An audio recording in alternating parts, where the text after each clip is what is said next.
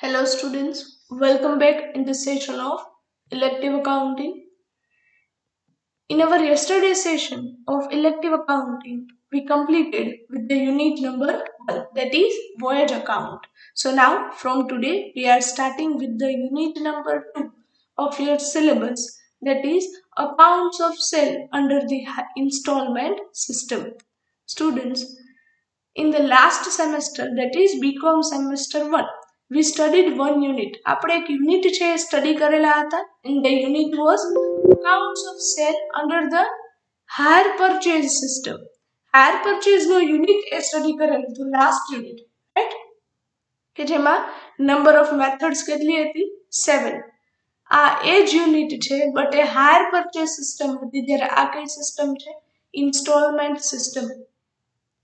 I can say કે બધાની theory છે સેમ છે. અહીંયા તમારે ચેન્જ ક્યાં થશે? ચેન્જ થશે ઓનલી તમારા જર્નલ એન્ટ્રીઝમાં. દેટ મીન્સ તમે જે सम्सની કેલ્ક્યુલેશન કરતા હાયર પરચેસ સિસ્ટમમાં 7 મેથડ્સ હતી, બધામાં એઝ પર ધ મેથડ તમે કેલ્ક્યુલેશન કરતા, એ કેલ્ક્યુલેશન પણ સેમ રહેશે. તો ચેન્જ ક્યાં થશે? ચેન્જ થશે ઓનલી તમારી જર્નલ એન્ટ્રીઝ અને તમારા લેજર્સ. આ બેમાં જ ચેન્જીસ છે આવે છે. So students, I told you to keep that book with you. મેં તમને વાત કરી હતી કે એ બુક તમારી પાસે સાચવીને રાખજો. Why? Because hire purchase unit મેં તમને આખું ડિટેલમાં કરાવેલ છે, રાઈટ? કે એક મેથડના બે सम्स મેં કરાવેલા છે તમને. તો આ યુનિટમાં હવે હું એક મેથડનો એક જ સમ કરાવીશ. Why? Because કેલ્ક્યુલેશન તમારી પાસે છે ઓલરેડી બધા સમની, જે પણ આપણે લાસ્ટ સેમેસ્ટરમાં કરેલા છે એ. ફોર યોર ઇન્ફોર્મેશન સ્ટુડન્ટ્સ, તમારી જે ટેક્સ્ટ બુક આવશે એમાં પણ જે सम्स હશે એ सम्स પણ હાયર પરચેઝના જ છે આ યુનિટમાં, રાઈટ? નેમમાં પણ ચેન્જ નથી, सम्स પણ સેમ છે, તમારે ખાલી કેલ્ક્યુલેશન પણ સેમ રહેશે, તમારે ચેન્જ થશે ખાલી જર્નલ એન્ટ્રીઝ એન્ડ અકાઉન્ટ્સ એટલે કે લેજર્સ, રાઈટ? સો તમારી સાથે એ બુક સાચવીને રાખજો હાયર પરચેસ સિસ્ટમની, બીકોઝ આ યુનિટમાં હું થોડું સ્પીડથી ચાલીશ. વાય? બીકોઝ કેલ્ક્યુલેશન બધા સમની તમારી પાસે છે, તમારે ખાલી શીખવાનું છે અહીંયા જર્નલ એન્ટ્રીઝ અને લેજર્સ પ્રિપરેશન, રાઈટ? એટલે આપણે હરેક મેથડનો એક સમ છે કેલ્ક્યુલેટ કરવાનો થશે, right? So let start with the unit number 2. જો એ યુનિટ વ્યવસ્થિત આવડતું હશે સ્ટુડન્ટ્સ, તો આ યુનિટ તમે એકદમ ઇઝીલી કેલ્ક્યુલેટ કરી શકશો. Topics to be covered under the installment system are: first, introduction, then meaning of installment system, then after difference between installment and hire purchase system, then details of agreement under both the systems, then accounting under installment system, methods for calculation, and at last practical examples. Okay, let's start with the introduction part. Generally, when any customer or when any person can avail the facility of installment, કોઈ પણ વ્યક્તિ છે એમને installment facility ક્યારે મળે? When he or she going to buy a costly or we can say durable products. જ્યારે કોઈ વ્યક્તિ છે એ ડ્યુરેબલ પ્રોડક્ટ્સ પરચેઝ કરવા માટે છે, at that time installment system is provided generally by the seller. Read the paragraph. Normally durable products, that means costly and luxury products like AC, washing machine, car, TV, refrigerator, etc. are purchased by the rich or well-to-do people of the society.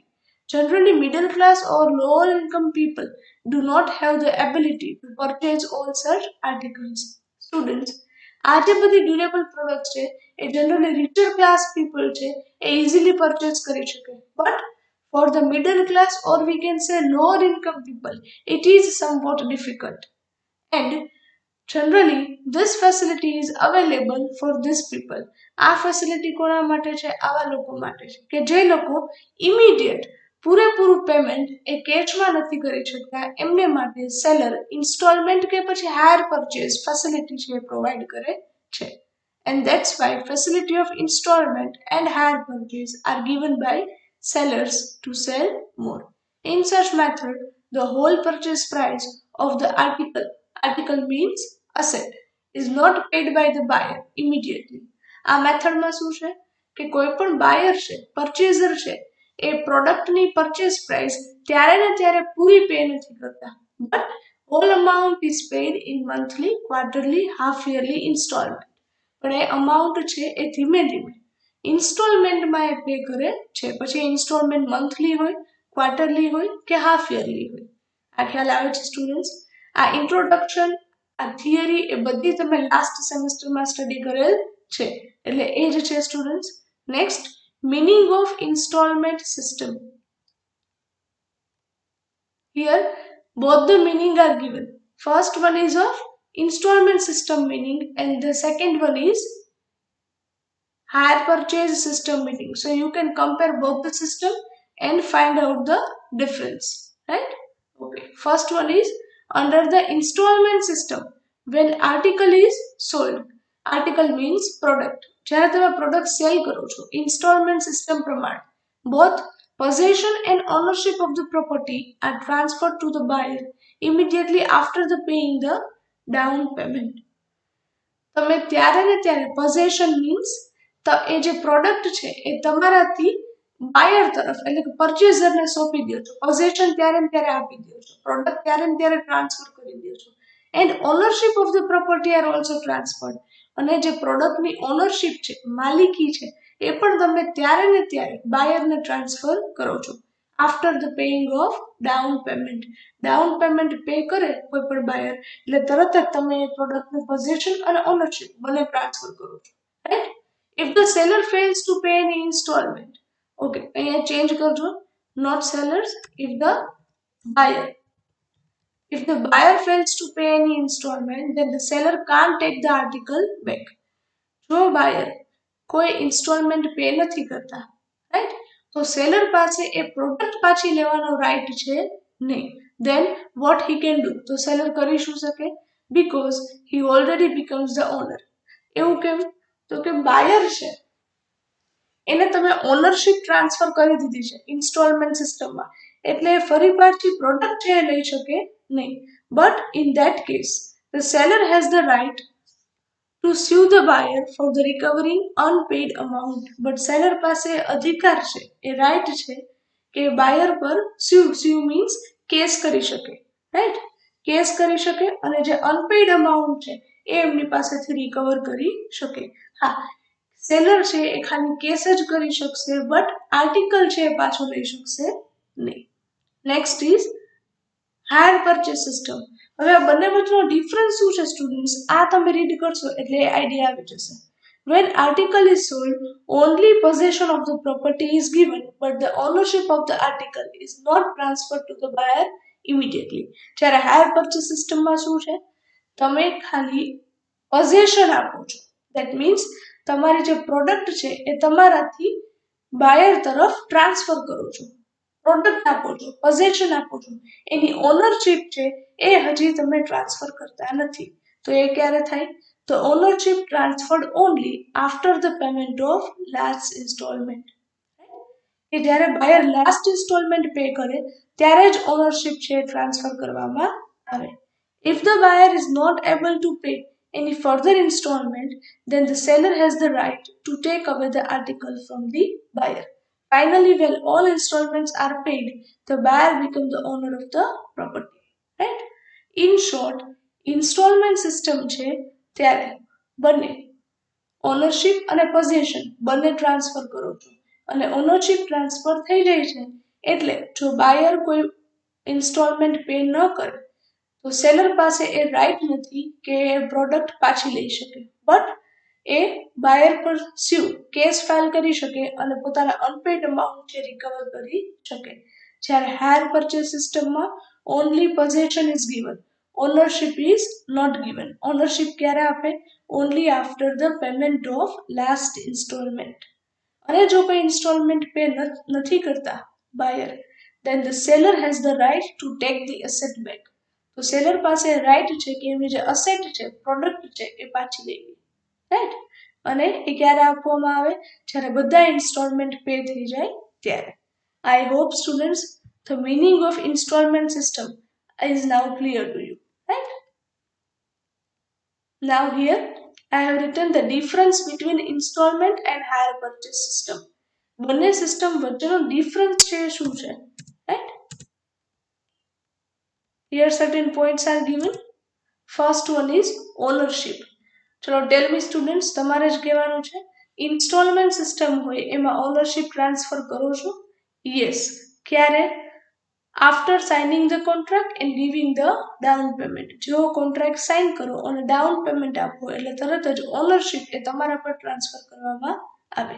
જ્યારે hire purchase સિસ્ટમમાં શું છે? Higher purchase સિસ્ટમમાં તમે only possession આપો છો, ownership transfer કરતા નથી. Second one, cell. Here the contract is sell. Why it is considered as the sell? Because installment system માં બંને આપો છો, ઓનરશિપ એન્ડ પોઝેશન, એટલે તમે પ્રોડક્ટ સેલ કરી દીધી એવું તમે કહી શકો. ત્યારે હાયર પરચેસ સિસ્ટમમાં the installment payment is called the hire. It is converted into the sell only after the last installment. Higher purchase સિસ્ટમમાં તમે જ્યાં સુધી ઇન્સ્ટોલમેન્ટ પે કરો છો ત્યાં સુધી એ ટ્રાન્ઝેક્શનને હાયર કહેવાય. સેલ ક્યારે સેલમાં ક્યારે કન્વર્ટ થાય? જ્યારે લાસ્ટ ઇન્સ્ટોલમેન્ટ પે થાય ત્યારે. Next one is claim. Suppose the buyer is not paying the installment. Suppose કોઈ બાયર ઇન્સ્ટોલમેન્ટ પે નથી કરતા એટ ધેટ ટાઈમ, સેલર એ ક્લેમ છે એ કઈ રીતે કરી શકે? The seller has no right to take away the assets but have the right to sue the purchaser to recover unpaid amount. એમની પાસે ખાલી સ્યુ એટલે કે કેસ કરવાનો જ રાઈટ છે, રાઈટ? અસેટ પાછી લઈ શકે નહીં. Whereas in case of hire purchase, the seller has the right to take the article back. And last, loss bearing. The purchaser has to bear the loss in case of any damage to the article. So the article has to be insured, right? Generally, installment સિસ્ટમમાં ownership છે transfer થઈ ગઈ છે એટલે પછીથી જો પ્રોડક્ટમાં કોઈ પણ લોસ થાય, ડેમેજ થાય તો એનો એક્સપેન્સ એ કોણે પે કરવાનો રહે? પરચેઝરે એટલે કે બાયરે, રાઈટ? અને એટલે જ અહીંયા જો ઇન્સ્યોરન્સ લેવી હોય પ્રોડક્ટની, આર્ટિકલની, તો ઇન્સ્યોરન્સ કોણ લેશે? બાયર. In case of hire purchase, the seller has to bear the loss if any damage incurred to the article. અહીંયા હજી ઓનરશિપ ટ્રાન્સફર નથી થઈ એટલે પ્રોડક્ટને કાંઈ પણ લોસ થાય, ડેમેજ થાય તો એ કોણ બેર કરશે? સેલર. એટલે અહીંયા જો પ્રોડક્ટનું ઇન્સ્યોરન્સ લેવું હોય સ્ટુડન્ટ્સ તો એ કોણ લેશે? સેલર. ઇન્સ્ટોલમેન્ટ સિસ્ટમમાં ઇન્સ્યોરન્સ કોણ લે? બાયર.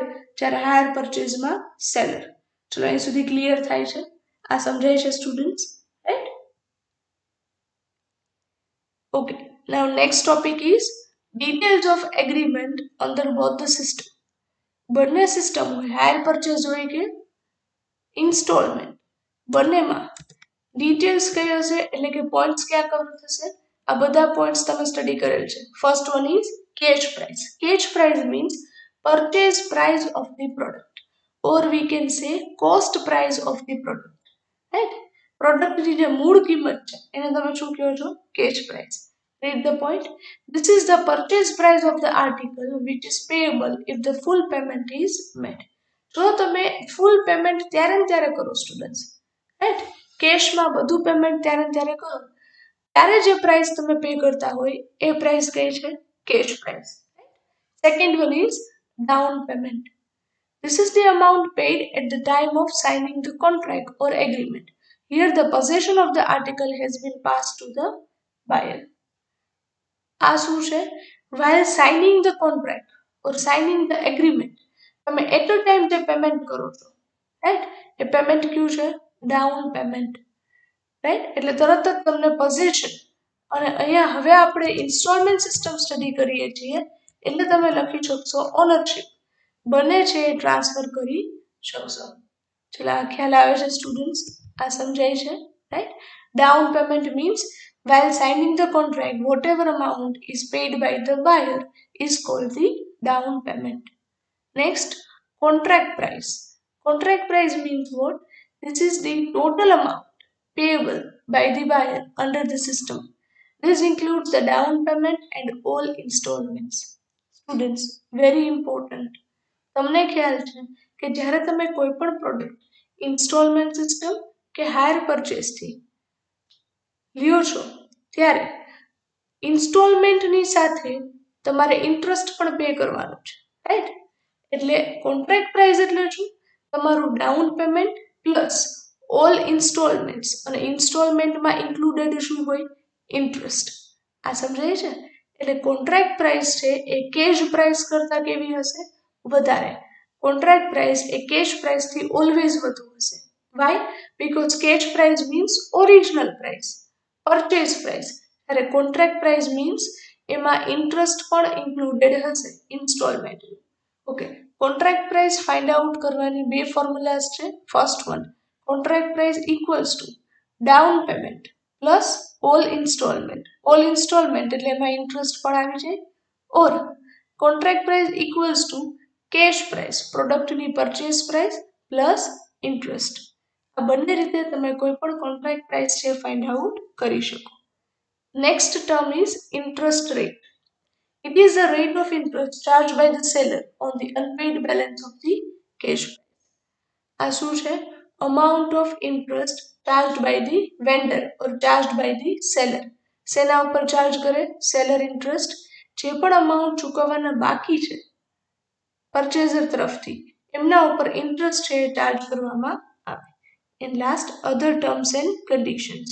It includes other terms and conditions like interest charged on delayed payment of installments, etc. જો કોઈ બાયર છે એ લેટ પેમેન્ટ કરે છે ઇન્સ્ટોલમેન્ટનું, લેટ ઇન્સ્ટોલમેન્ટ પે કરે છે, તો તમે એમના ઉપર પણ વધારાનું ઇન્ટરેસ્ટ છે ચાર્જ કરી શકો છો. બટ આ બધી ટર્મ્સ એન્ડ કન્ડિશન કેવી છે? એ જો તમારા એગ્રીમેન્ટમાં લખેલ હોય તો, અધરવાઇઝ નહીં. એટલે આ ટર્મ્સ છે ક્લિયર થાય છે? એઝ યુઝ્યુઅલ આ ટર્મ્સ છે એ તમને ક્લિયર હોવી જોઈએ. Cash price means purchase price, down payment means payment made while signing the agreement, right? Contract price means it includes down payment and all installment. Interest rate means rate of interest charged by the seller for the unpaid amount, right? Now we will see one example of installment. આપણે એક example છે જોઈએ ઇન્સ્ટોલમેન્ટનું.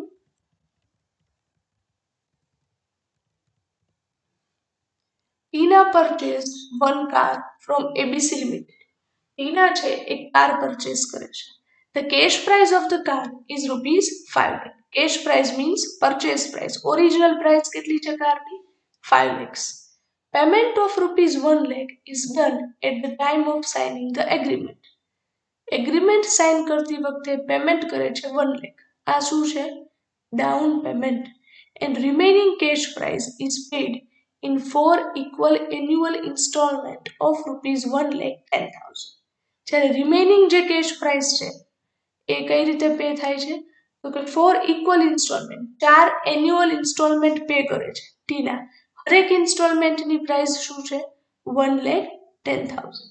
Calculation જુઓ students, તમારે અહીંયા ખાલી terms કઈ છે એ જોવાનું છે. હિયર કેશ પ્રાઇસ કઈ થશે? 5 lakh rupees. ડાઉન પેમેન્ટ શું થશે? 1 lakh rupees. Next installment total કેટલા થયા? 4. અને હરેક installment price is 1,10,000 rupees. That means every installment includes the interest amount.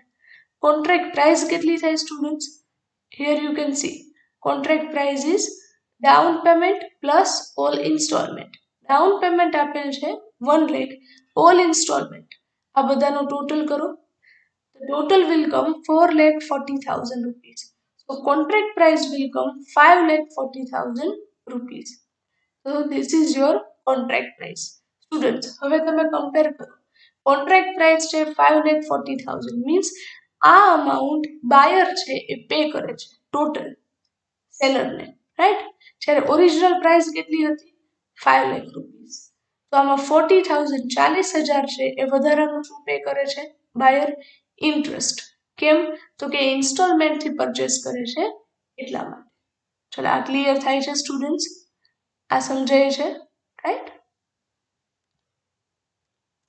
Next, accounting under installment system.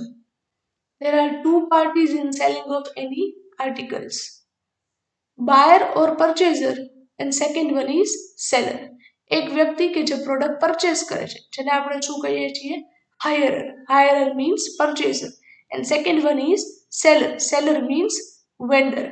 આ વર્ડ આપણે લાસ્ટ સેમેસ્ટરમાં પણ બંને યુઝ કરતા, right? Following journal entries can be passed in case of purchasing goods as per installment system, right? ત્યારે installment સિસ્ટમથી product purchase કરો છો ત્યારે જર્નલ એન્ટ્રીઝ કઈ રીતે પાસ થાય? Here you have been given. અહીંયા તમને આપેલ છે, right? First in the books of hirer means purchaser છે એમની બુક્સમાં જર્નલ એન્ટ્રીઝ કઈ રીતે પાસ થાય? સ્ટુડન્ટ્સ, નંબર ઓફ એન્ટ્રીઝ એ જ છે, ખાલી એન્ટ્રીઝમાં થોડો ઘણો ચેન્જ છે એ થશે, right? Okay, let's see. First one, entries in the books of hirer means purchaser. Students યાદ રાખજો, આ સિસ્ટમ કઈ છે? Installment system. Okay, first one is when agreement is made. જ્યારે તમે કોઈ અસેટ છે પરચેસ કરો છો, કાર છે, મશીનરી છે, એસી છે, એટસેટ્રા, તો અસેટ પરચેસ કરો છો તો અસેટ અકાઉન્ટ ડેબિટ. નેક્સ્ટ, તમે અહીંયા એક અકાઉન્ટ ઓપન કરો છો, ઇન્ટરેસ્ટ સસ્પેન્સ અકાઉન્ટ. ખાસ યાદ રાખજો, ઇન્ટરેસ્ટ સસ્પેન્સ અકાઉન્ટ ઓપન કરો છો. અહીંયા કઈ અમાઉન્ટ ટ્રાન્સફર કરજો? બધા ઇન્સ્ટોલમેન્ટનું જે પણ ટોટલ ઇન્ટરેસ્ટ થાય સ્ટુડન્ટ્સ એ તમે અહીંયા ડેબિટ કરો છો. જેમ કે અહીંયા 4 ઇન્સ્ટોલમેન્ટનું ઇન્ટરેસ્ટ ઉપરના એક્ઝામ્પલમાં કેટલું થતું હતું? 40,000 રૂપીસ. તો એ પૂરેપૂરું ઇન્ટરેસ્ટ તમે અહીંયા ડેબિટ કરશો. 2 vendors account means to seller account, એમની પાસેથી પરચેસ કરો છો, right? Okay, so this is the first entry when agreement is made. Second one, for the down payment on signing the agreement. જ્યારે down payment કરો છો ત્યારે down payment તમે pay કરો છો સ્ટુડન્ટ્સ, પરચેઝર છો એટલે, તો એન્ટ્રી શું થાય? કોને પે કરશો? સેલરને. So vendor's account debit to bank account credit. Third entry when installments become due. જ્યારે કોઈ પણ ઇન્સ્ટોલમેન્ટ ડ્યુ થાય મીન્સ તમારા એન્યુઅલ ઇન્સ્ટોલમેન્ટ હોય તો દર વર્ષે એ તારીખ આવે જ્યારે ઇન્સ્ટોલમેન્ટની, ત્યારે ઇન્સ્ટોલમેન્ટ શું થાય? ડ્યુ. તો એન્ટ્રી શું કરશો? Interest account debit two interest suspense account. Students યાદ કેમ રાખશો? તમારી ફર્સ્ટ એન્ટ્રીમાં તમે ઇન્ટરેસ્ટ સસ્પેન્સ અકાઉન્ટ શું કરો છો? ડેબિટ. તો હવે શું થાય? ક્રેડિટ. અહીંયા શું થાય હવે? ક્રેડિટ. તો ડેબિટ શું કરવાનું? Interest account. ક્લિયર? એટલે સપોઝ આ ફર્સ્ટ ઇન્સ્ટોલમેન્ટ છે તો ફર્સ્ટ ઇન્સ્ટોલમેન્ટનું ઇન્ટરેસ્ટ અહીંયા તમારે ડેબિટ કરવાનું, રાઈટ? સેકન્ડ ઇન્સ્ટોલમેન્ટ હોય તો સેકન્ડ ઇન્સ્ટોલમેન્ટનું interest. Clear? Next, when installment is paid. હવે તમે જ્યારે એકચ્યુઅલમાં ઇન્સ્ટોલમેન્ટ પે કરો છો ત્યારે કોને પે કરો છો? વેન્ડરને. So vendor's account debit to bank account. Next, for charging the depreciation. Depreciation charge કરો છો ત્યારે સ્ટુડન્ટ્સ ડેપ્રિસિએશનની એન્ટ્રી એ ઓનલી બાયરની બુક્સમાં જ આવશે. બીકોઝ હવે પ્રોડક્ટ, હવે અસેટ એ કોની પાસે છે? બાયર પાસે. તો ડેપ્રિસિએશન એ જ કેલ્ક્યુલેટ કરે એવરી યર, રાઈટ? એન્ટ્રી શું થશે? Depreciation account debit two asset account. And last, for transferring the amount of depreciation and interest to profit and loss account at the end of the year. Year ending થાય એટલે તમે depreciation અને interest બંને transfer કરો છો P&L અકાઉન્ટમાં. Students very important, depreciation એ બાયર માટે શું છે? એક્સપેન્સ. અને ઇન્ટરેસ્ટ એ પણ બાયર માટે શું છે? એ તો ઇન્ટરેસ્ટ પે જ કરે છે તો એ પણ એક્સપેન્સ છે. બંને એક્સપેન્સ તમે પીએનએલ માં ક્યાં ટ્રાન્સફર કરો? ડેબિટ સાઇડ જ કરો, right? So P&L account debit two depreciation account to interest account. So total 6 journal entries are passed in the books of hirer or we can say purchaser. Purchaser ની બુક્સમાં આ 6 entries છે એ થાય. First, when agreement is made. Second, down payment. Third, installment due. Fourth, installment paid. fifth depreciation, and sixth P&L transfer. Now next we will see the journal entries in the books of seller. સેલરની બુક્સમાં journal entries છે એ pass on કઈ રીતે કરશું, right? First one, when agreement is met. Seller એ એમની product છે એ cell કરે છે, right, અને એ પણ ઇન્સ્ટોલમેન્ટ સિસ્ટમથી. તો હાયરર્સ અકાઉન્ટ શું થાય? ડેબિટ. એટલે કે પરચેઝરનું અકાઉન્ટ શું કરો છો? ડેબિટ. હવે સેલર છે એ તો પ્રોડક્ટ સેલ કરે છે એટલે સેલ્સ અકાઉન્ટ શું કરશે? ક્રેડિટ. અને વધારાનું અગેન એ પણ એક અકાઉન્ટ ક્રિએટ કરે છે, ઇન્ટરેસ્ટ સસ્પેન્સ અકાઉન્ટ. ખાસ યાદ રાખજો, યાદ કેમ રહીએ? વેન્ડરની બુક્સ હોય ત્યારે ઇન્ટરેસ્ટ સસ્પેન્સ અકાઉન્ટ ફર્સ્ટ એન્ટ્રીમાં શું થાય? ક્રેડિટ. જ્યારે હાયરની બુક્સ હતી એમાં ફર્સ્ટ એન્ટ્રીમાં અકાઉન્ટ ડેબિટ. ચલો આ ખ્યાલ આવે છે સ્ટુડન્ટ્સ? આ સમજાય છે, right? Okay. So this is the entry when agreement is met. Second, for the down payment on signing the agreement. હવે students, you are the seller. તમે સેલર છો તો તમને ડાઉન પેમેન્ટ છે શું થાય? રિસીવ થાય, right? So bank account debit. કોના તરફથી રિસીવ થાય છે? હાયરર તરફથી. So to hirer's account credit. Next, when installments become due. જ્યારે ઇન્સ્ટોલમેન્ટ્સ ડ્યુ થાય ત્યારે એન્ટ્રી શું કરવાની? અહીંયા ફર્સ્ટ એન્ટ્રીમાં ઇન્ટરેસ્ટ સસ્પેન્સ અકાઉન્ટ તમે શું કરેલ છે? ક્રેડિટ. તો હવે શું કરવાનું? Debit. Interest suspense account debit two interest account. જો આ ફર્સ્ટ ઇન્સ્ટોલમેન્ટ ડ્યુની એન્ટ્રી હોય તો ફર્સ્ટ ઇન્સ્ટોલમેન્ટનું ઇન્ટરેસ્ટ આવે. સેકન્ડ ઇન્સ્ટોલમેન્ટ ડ્યુની એન્ટ્રી હોય તો સેકન્ડ ઇન્સ્ટોલમેન્ટનું ઇન્ટરેસ્ટ આવે. આ ખ્યાલ આવે છે students, right? Next is when installment is received. જ્યારે ઇન્સ્ટોલમેન્ટ રિસીવ થાય ત્યારે તમે સેલર છો એટલે તમને ઇન્સ્ટોલમેન્ટ મળે છે. So bank account debit to hirer's account. કોના તરફથી મળે છે? હાયરર તરફથી. Next, entry number 5 for charging the depreciation. Students, અત્યારે સેલર પાસે હવે એ પ્રોડક્ટ હોય, એ અસેટ હોય? નો. વાય? બીકોઝ પોઝેશન છે તમે આપી દીધું છે અહીંયા, રાઈટ? હવે અસેટ કોની પાસે છે? પરચેઝર પાસે. તો ડેપ્રિસિએશનની એન્ટ્રી એ પરચેઝર કરશે એમની બુકમાં. સેલર છે એમની બુકમાં ડેપ્રિસિએશનની કોઈ એન્ટ્રી કરશે નહીં, બીકોઝ એમની પાસે અસેટ જ નથી તો ડેપ્રિસિએશનની ઇફેક્ટ આવે નહીં. Next, for transferring the amount of interest to P&L account at the end of the year. Students, આ જર્નલ એન્ટ્રીઝ છે સેલરની બુકમાં, રાઈટ? તો સેલરને ઇન્ટરેસ્ટ જે રિસીવ થાય, તો રિસીવ થાય તો ઇન્કમ છે તો એ P&L અકાઉન્ટમાં ક્યાં આવે? ક્રેડિટ સાઈડ આવે, રાઈટ? તો એન્ટ્રી શું થશે? Interest account debit two P&L account. અહીંયા ડેપ્રિસિએશન કેમ નથી આવતું?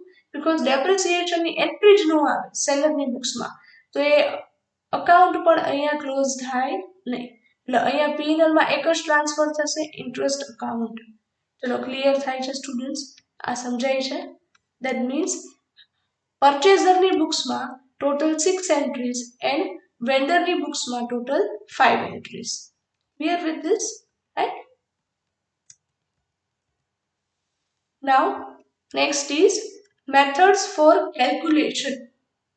એ જ બધી મેથડ્સ છે students. Total 7 methods are there. First one is when cash price and rate of interest both are given. જ્યારે ક્વેશ્ચનમાં તમને બંને આપેલા હોય, cash price and rate of interest.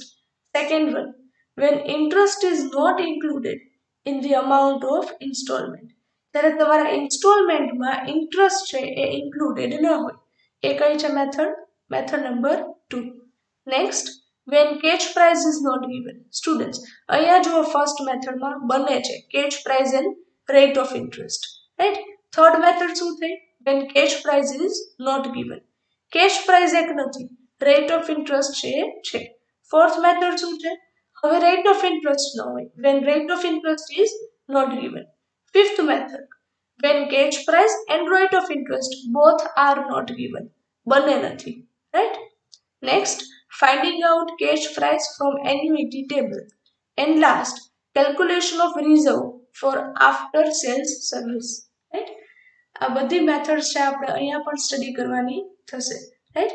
Calculations જે હું તમને કરાવતી, ટેબલ પ્રિપેરેશન હોય, ડેપ્રિસિએશન ટેબલ હોય, એ જ બધી કેલ્ક્યુલેશન છે એ થશે, right. Required ledgers, maximum purchaser અને સેલર બંનેની બુક્સ કેટલા અકાઉન્ટ છે બની શકે? In the books of hirer means પરચેઝરની બુક્સમાં મેક્સિમમ તમે 5 લેજર્સ છે પ્રિપેર કરી શકો. First asset account, second interest account, third depreciation account, fourth vendor account and fifth interest suspense account. જ્યારે વેન્ડરની બુક્સમાં તમે 3 અકાઉન્ટ્સ પ્રિપેર કરી શકો, hirer's account, interest account and interest suspense account. ચલો આ ક્લિયર થાય છે સ્ટુડન્ટ્સ? આ સમજાય છે, રાઈટ? આજે તમારી બુકમાં તમારે કઈ રીતે થિયરી છે લખવાની છે? Pay attention here. First of all, give the heading on new page, unit number 2. Then after, write down the topics to be covered. આ બધા ટોપિક્સનું લિસ્ટ છે આ લખી નાખજો. હવે ઇન્ટ્રોડક્શન છે તમને ટેક્સ્ટ બુકમાં આપેલ હશે. તમારે ડિરેક્ટલી લખવાનું છે મીનિંગ ઓફ ઇન્સ્ટોલમેન્ટ સિસ્ટમ, અને એમાં પણ આ ફર્સ્ટ પોઈન્ટ છે. તમારે ખાલી ઇન્સ્ટોલમેન્ટ સિસ્ટમનો જ મીનિંગ લખવાનો છે. તમારી બુકમાં ખાલી આ હેડિંગ આપી દેજો મીનિંગ, એન્ડ આ ફર્સ્ટ પોઈન્ટ છે લખી નાખજો, રાઈટ. દેન આફ્ટર પછી ડિરેક્ટલી ડિફરન્સ લખજો, difference between installment and higher purchase system, અને ખાલી પોઈન્ટ્સ જ લખજો. First ownership, second cell, third claim, fourth loss bearing.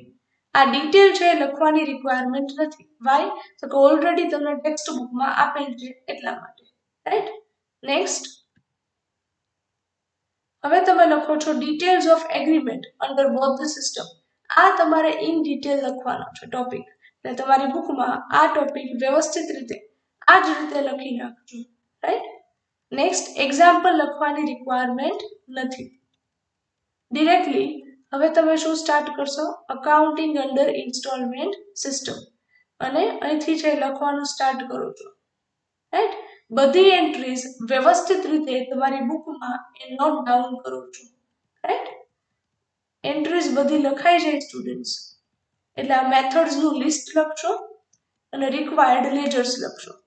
Generally જો ક્વેશ્ચનમાં તમને એવું કે prepare the required ledgers in the books of hire, તો તમારે આ બધા પ્રિપેર કરવાના થાય.